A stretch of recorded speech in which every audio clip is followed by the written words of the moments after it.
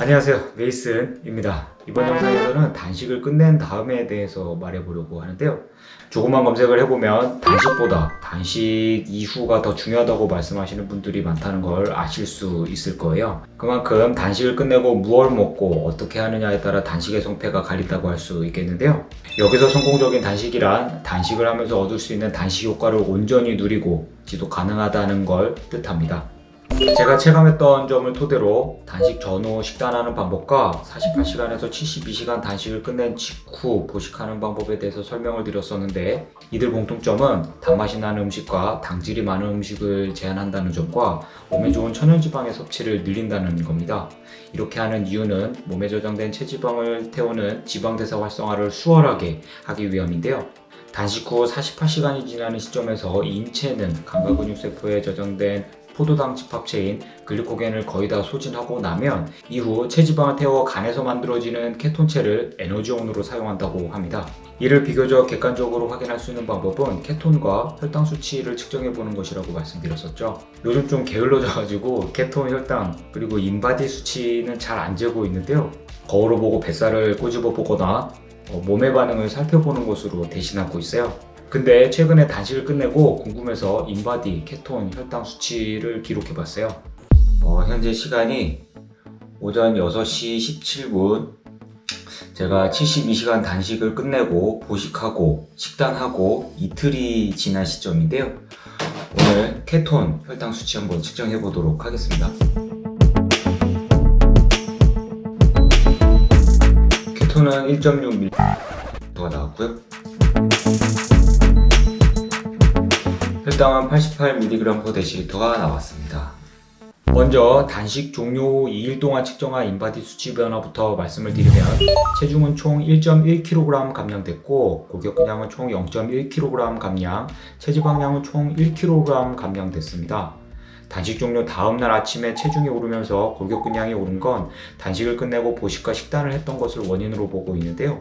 물론 몸무게가 늘고 주는 건 음식을 먹는 것에만 원인이 있지 않고 현재 몸 상태, 수분 섭취량, 운동량과 신체 활동량, 스트레스 정도 등 자신의 생활 루틴에 따라 제각각 천차만별로 나타날 수 있다는 점 꼭 기억해 주시고요. 이튿날 아침에는 다시 체중이 내려가면서 골격근량이 감량됐고 체지방량은 꾸준하게 감량된 걸 볼 수 있었어요. 이어서 단식 종료 후 2일 케톤, 혈당 수치 변화를 말씀드리면, 공복 혈중 케톤은 총 0.2mmol/L 증가했고 공복 혈당은 총 6mg/dL 증가했습니다. 단식 이후 식단을 하면서 공복 혈당이 다소 오르기는 했지만 케톤 수치가 조금씩 오르면서 수치상 지방대사가 이루어지고 있다고 볼 수 있었어요. 단식을 끝내고 먹는 식단이 더 중요한 이유를 체성분과 케톤, 혈당 수치 변화에서 조금 알 수 있었는데요. 그러니까 단식을 끝내고 보식과 식단을 하더라도 체지방 연소와 단식 효과가 지속된다고 볼 수 있다는 겁니다. 우리 몸은 정상적인 신진대사가 이루어진다고 했을 때 12시간 이상 공복을 유지하면 몸에 저장된 체지방 연소가 가능해진다고 합니다. 이후 단식 48시간이 지나면 체지방 연소가 더 활발해진다고 알려져 있고, 제가 단식 실험을 하면서 측정했던 인바디, 케톤, 혈당 수치들로도 알 수 있었어요. 어찌됐든 음식을 먹으면 혈당이 오르고 인슐린 호르몬 작용으로 인해 지방분해 효소의 작용이 제한된다고 합니다. 저는 이번 단식을 끝내고 보식으로 도가니탕을 데워서 먹고 평소 저탄고 식단으로 먹었는데요. 당질이 거의 없는 식단임에도 혈당이 오르고 체중이 늘면서 골격근량이 늘어난 걸 볼 수 있었는데요. 다음날 아침에는 다시 체중이 줄어들면서 골격근량이 줄었고 체지방량은 꾸준히 감량된 걸 볼 수 있었어요. 그리고 케톤 수치가 오르면서 공복 혈당은 정상 범위 안에 있었습니다. 이를 뒷받침해줄 만한 연구 결과로는 항상성 유지 기전이라는 게 있는데요. 우리 몸은 단식 중에 소진된 글리코겐과 체지방을 단식 이전 수준으로 되돌리려는 성질이 있다고 합니다. 단식 시간이 길었다면 이러한 인체 작용이 더 배가 된다고 하고요. 이를테면 고무줄을 당겼다가 놓으면 생기는 탄성과 비슷하다고 보시면 될 것 같은데요. 근데 단식을 끝내고 먹는 식단이 당질 함량이 많고 가공 과정을 더 많이 거친 음식들로 채워진다면 내 몸이 어떻게 반응을 할까요? 단식 후 단맛이 나거나 당질이 많은 음식을 먹는다면 혈당이 급격하게 많이 오르고 인슐린 수치 역시 급격하게 오르면서 더 많은 양의 글리코겐을 간과 근육세포에 저장하고, 그러고도 남는 에너지는 모두 지방세포에 저장한다고 합니다.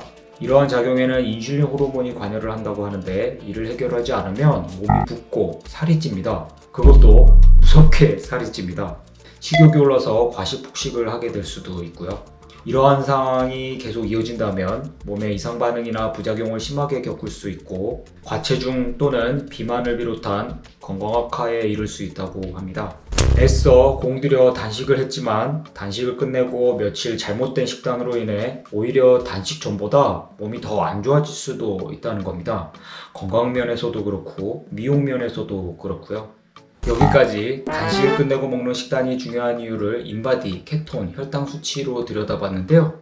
꼭 수치가 아니더라도 음식을 먹고 나서 살이 찌고 속이 불편하거나 나른하고 피로감과 졸음이 온다면 내 몸에 맞지 않거나 당질이 많은 음식을 먹었을 가능성이 있어요. 그래서 늘 내가 먹는 음식에 관심을 갖고 음식 선택에 있어서 현명함과 지혜가 필요한 것 같습니다. 그러면 더 유익한 영상으로 다시 찾아올게요. 오늘도 건강하고 날씬한 하루 되세요. 시청해주셔서 감사합니다.